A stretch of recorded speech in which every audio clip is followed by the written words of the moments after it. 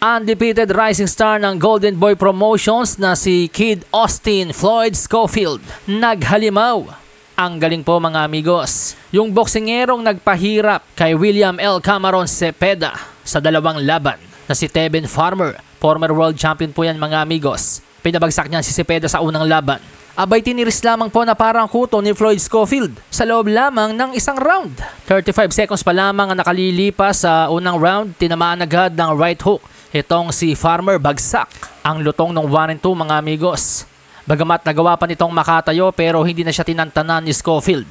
Sunod-sunod ang atake, kaliwat kanang suntok ang pinakawalan ni Kid Austin. Dahilan upang pabagsakin muli si Farmer. Sa ikalawang pagbagsak, halatadong nahilo na itong si Tevin Farmer.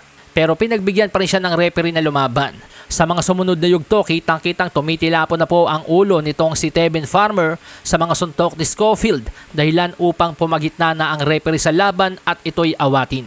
Kaya naman the winner by first round TKO and still undefeated, Floyd Kid Austin Schofield. Na ngayon ay nag-improve na nga po ang kartada sa 19 wins, no losses, no draws with 13 knockouts. Matatandaang nasira po ang pangalan ni Schofield noong umatras siya kay Shakur Stevenson. Pero dahil sa impresibong panalo ngayon, tiyak na naibangon niya kahit papano ang kanyang reputasyon at mas lalo makakabangon pa yan kung hahamunin niya ang mananalo sa Shakur Stevenson versus William Cepeda fight sa darating na July 12.